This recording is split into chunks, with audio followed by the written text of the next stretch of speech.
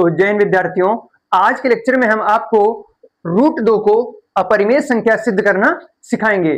तो अपरिमेय संख्या सिद्ध करने वाले प्रश्न बोर्ड एग्जाम में 5 नंबर में आते हैं, लेकिन यहां पर हो सकता है 2 की जगह पर 3 भी हो सकता है और 2 की जगह पर 5 भी हो सकता है।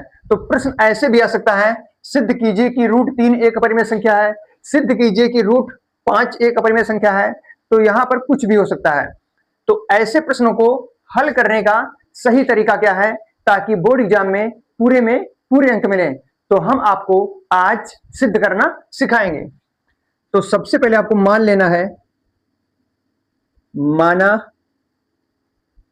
रूट 2 एक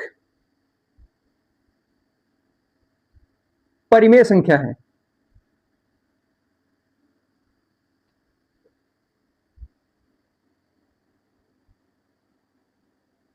अगर रूट 2 एक परिमेय संख्या है तो इसे हम p बटे क्यू के बराबर लिख सकते हैं।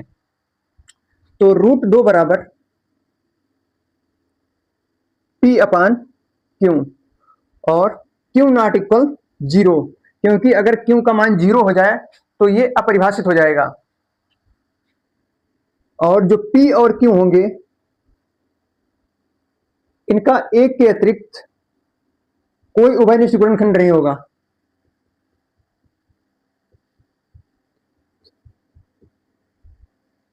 कोई उभयनिष्ठ गुणनखंड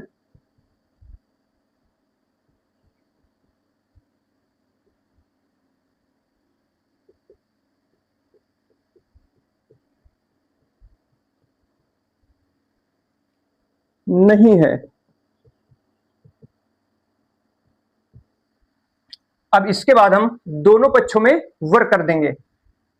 तो रूट 2 का वर्ग बराबर p अपान क्यू का वर्ग। रूट 2 का स्क्वायर 2 होता है, बराबर p स्क्वायर और बटे में क्यू स्क्वायर। अब यहां पर जो हम गुणा कर देंगे तिर्यक, तो 2 क्यू स्क्वायर बराबर p स्क्वायर। जब 2 इधर आएगा तो हमें मिलेगा क्यू स्क्वायर बराबर p स्क्वायर बटे 2। तो यहां पे इसे हम मान लेंगे पहले समीकरण 1। अब यहां पर जो 2 है ये p स्क्वायर को विभाजित करता है, तो दैट इंप्लाइज 2 p स्क्वायर को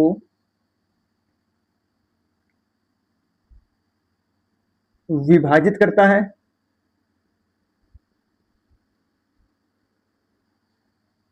तो दैट इंप्लाइज 2 p को भी विभाजित करता है।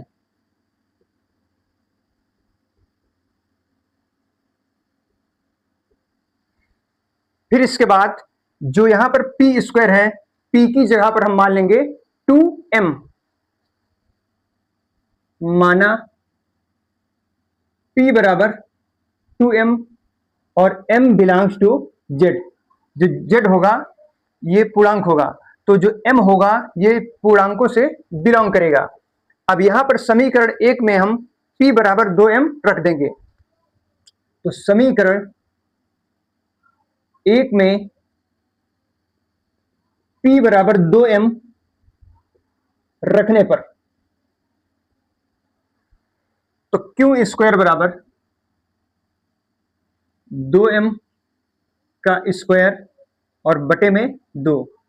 दैट इंप्लाइज 2m का स्क्वायर हो जाएगा 4m स्क्वायर और बटे में 2। 2 एकम 2 और 2 दूना 4 होता है। तो हमें मिला है क्यू स्क्वायर बराबर 2m स्क्वायर। अगर यहां पर हम m स्क्वायर का मान निकालें तो हमें मिलेगा m स्क्वायर बराबर क्यू स्क्वायर बटे 2। अब यहां पर जो 2 है ये क्यू स्क्वायर को भी विभाजित करता है, तो लिखेंगे यहां पर हम फिर से 2 क्यू स्क्वायर को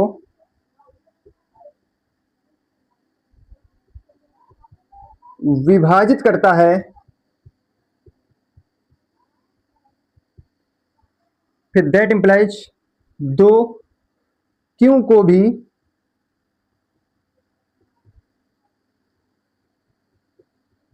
विभाजित करता है।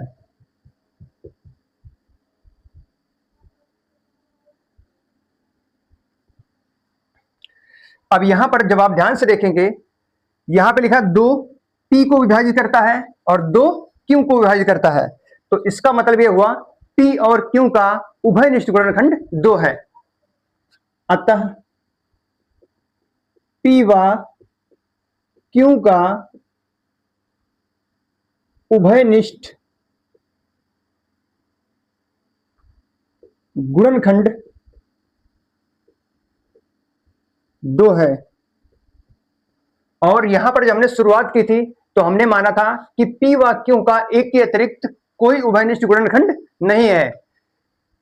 अब अतः P व Q का उभयनिष्ठ गुणनखंड 2 है। यह इस तथ्य का विरोध करता है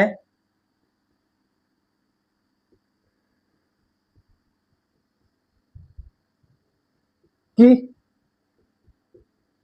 P व Q का एक के अतिरिक्त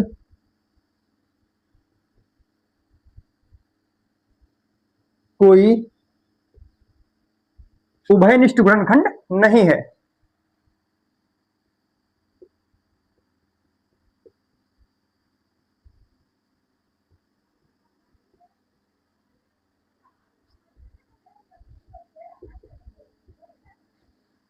अतः जो √2 है ये एक अपरिमेय संख्या है।